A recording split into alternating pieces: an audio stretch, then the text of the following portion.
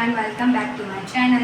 As you all know कि I am doing internship at jam rehabilitation centre, जो कि ऐसे बच्चों के लिए बना है जहाँ पे ADHD और ऑटिस्टिक बच्चों को खास ट्रेनिंग दी जाती है। डिफरेंट तरह की थेरेपीज़ यहाँ पे बच्चों को दी जाती है। और जो लोग मुझे इंस्टा पे फॉलो करते हैं वो जानते हैं कि मैं यहाँ पे इंटर्नशिप कर रही हूँ। तो lot of you are asking me about details and information यहाँ की इंटर्नशिप के हवाले से और क्या क्या चीज़ें यहाँ प्रोवाइड की जाती है।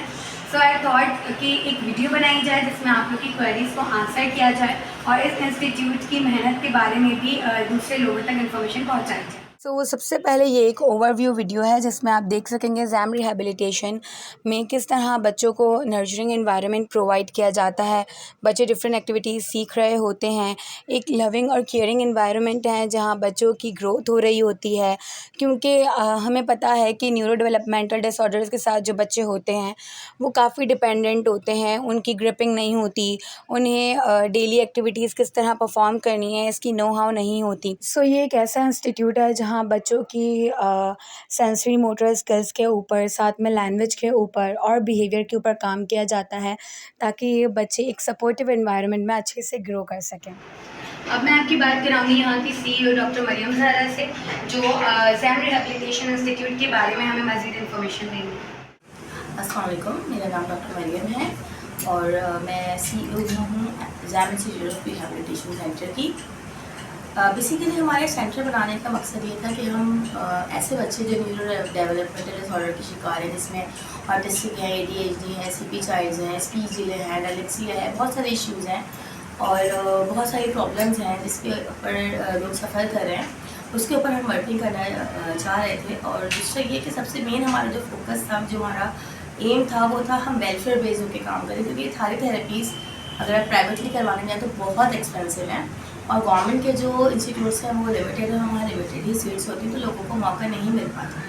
तो हमारा जो एम था, हम ग्रुप ऑफ फ्रेंड्स हैं, speech therapy, behaviour therapy, occupation, by profession I am physiotherapist और रिमीडियल, हम सब फ्रेंड्स ने जो है वो मिलकर एक सेंटर का इनेकाद किया था जहाँ पे हम ये सारी थेरेपीज़ बहुत मिनिमम रेट्स में दे रहे हैं। ये हमारे ब्रोशर है, इस ब्रोशर के अंदर सारी चीज़ें मेंशन हैं कि कौन कौन सी थेरेपीज़, कौन कौन सी चीज़ें और हम क्या दे रहे हैं।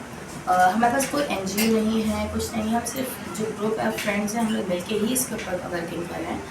तो मैं बल्कि ये चाहती हूँ कि कुछ NGO से हमारा रब्ता हो या JDC ज़फ़र भाई से भी बहुत दुबारा रिक्वेस्ट है कि सर अगर आप हमारे साथ कुछ कोऑपरेट कर सकें। बच्चे के लिए आप बहुत अच्छा काम कर रहे हैं और आपने स्कूल भी बनाए हैं नॉर्मल बच्चे के लिए।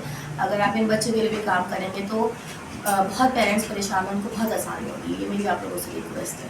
थैंक यू सभी का, थैंक यू सो मच। अब कुछ रिव्यूज़ लेते हैं यहाँ के इंटर्न्स से।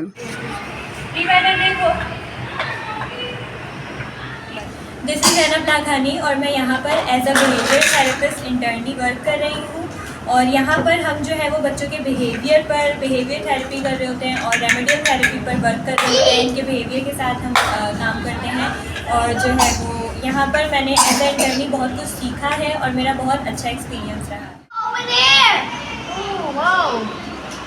दिस इज़ सुनैल शकील और मैं यहाँ जैम रिहेबिलिटेशन इंस्टीट्यूट में as a behaviour therapist internee काम कर रही हूँ।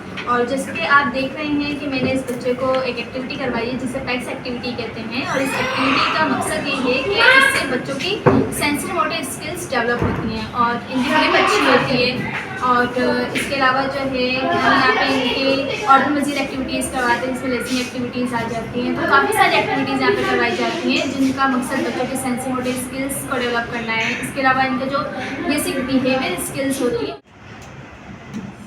जैम रिहेबिलिटेशन सेंटर में जो ओवरऑल हमारा एक्सपीरियंस रहा इंटर्नशिप का वो बहुत अच्छा रहा, क्योंकि ना सिर्फ हमने यहाँ पे बिहेवियर थेरेपी की कुछ टेक्निक सीखी, बल्कि लैंग्वेज डेवलपमेंट में बच्चों की किस तरह हेल्प की जा सकती है ये चीज़ें सीखने को मिली।